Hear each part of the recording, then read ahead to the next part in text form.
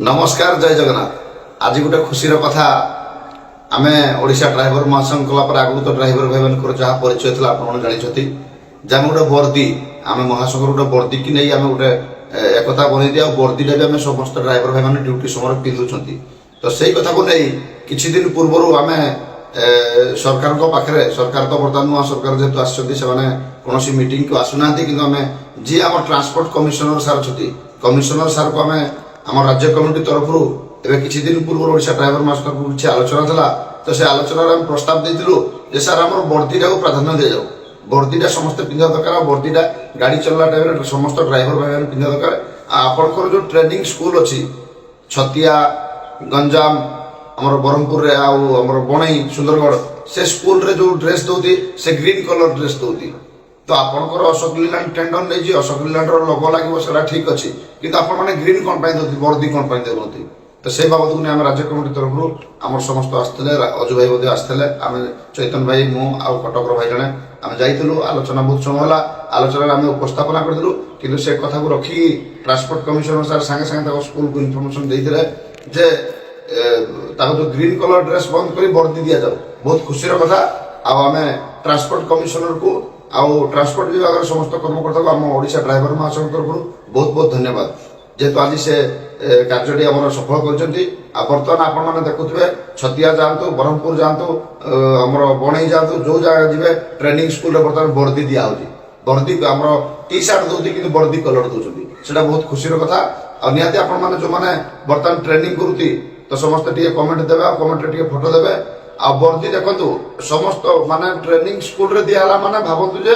एटा गोटे लागू है वर्दी लागू होगा भावतु ड्राइवर भाई मैंने वर्दी पिंधा कंपलसरी गोटे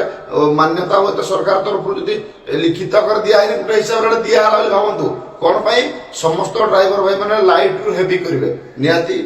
हेवी लाइसेंस तो करेंगे ना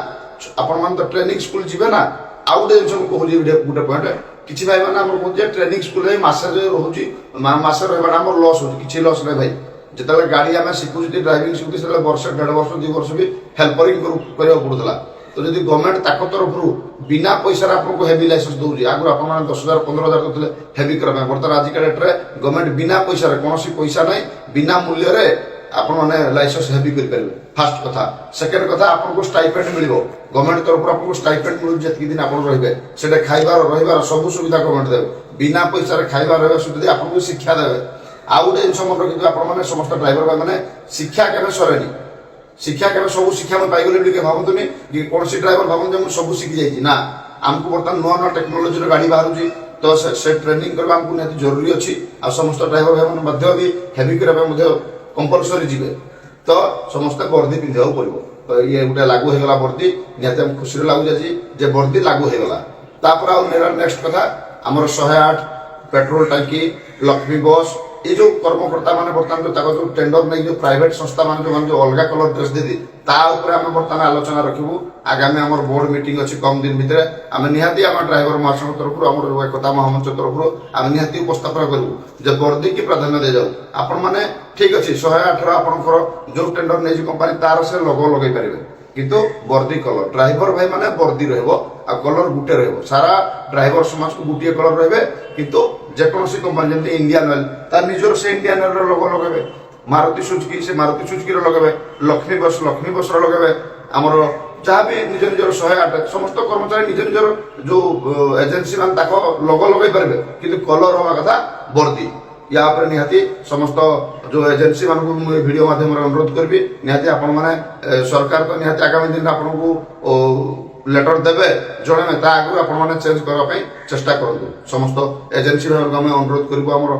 ओडिशा ड्राइवर महासंघ तरफ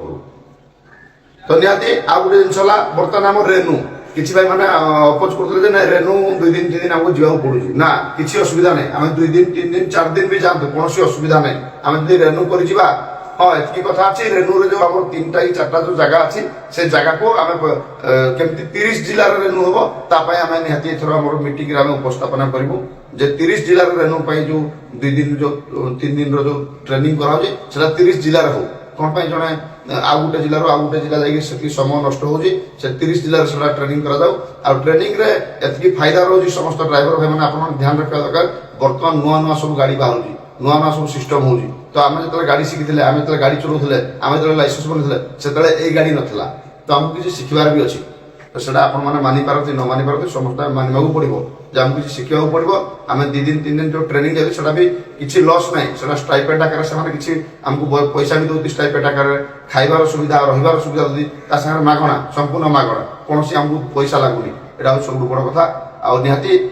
ଡ୍ରାଇଭର ସଂଗଠନ ହେଲା ପରେ, ଆଜି ଆମେ ଡ୍ରାଇଭର ସମାଜକୁ ଏକତ୍ରିତ କଲା ପରେ ନିହାତି ଆମେ ଫ୍ୟାସିଲିଟି ପାଇତି, ବହୁତ ଫ୍ୟାସିଲିଟି ପାଇତି ଭାଇମାନେ। ଆଗ ଲାଇସେନ୍ସଟା ହେଭି ଲାଇସେନ୍ସ କଲେ ଆପଣଙ୍କୁ 15,000 ଟଙ୍କା ଦେବାକୁ ପଡୁଥିଲା, 10,000 ଟଙ୍କା ଦେବାକୁ ପଡୁଥିଲା। ଦଲାଲ ମାନଙ୍କ ପ୍ରତି ଆମେ ଶିକାର ହଉଥିଲେ, ମାନେ ନିଜ ଇଚ୍ଛାରେ ସେମାନେ ପଇସା ନଉଥିଲେ। କିନ୍ତୁ ଆଜି ଫ୍ରି, ସମ୍ପୂର୍ଣ୍ଣ ଫ୍ରି,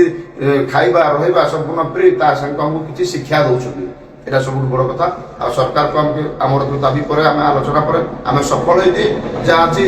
ବର୍ଦ୍ଦି ସବୁଗୁଡ଼ା ପ୍ରାଧାନ୍ୟ ଦିଆହେଲା। ଆଉ ଯେଉଁ ଏଜେନ୍ସି ମାନେ ବର୍ଦ୍ଦି ବର୍ତ୍ତମାନ ଚେଞ୍ଜ କରୁନାହାନ୍ତି, ସେ ଏଜେନ୍ସି ମାନେ ଆପଣମାନେ ନିଶ୍ଚୟ ଚେଞ୍ଜ କରନ୍ତୁ। ବର୍ଦ୍ଦି ନିହାତି ଡ୍ରାଇଭର ମହାସଂଘ ଆଉ ଏକତା ମହାମଞ୍ଚ ଯେଉଁ ସ୍ୱର ଉଠେଇଛି ଯେ ବର୍ଦ୍ଦି ସମସ୍ତେ ପିନ୍ଧିବା ଦରକାର, ବର୍ଦ୍ଦି ନିହାତି ସମସ୍ତେ ପିନ୍ଧିବେ। ଜୟ ଜଗନ୍ନାଥ।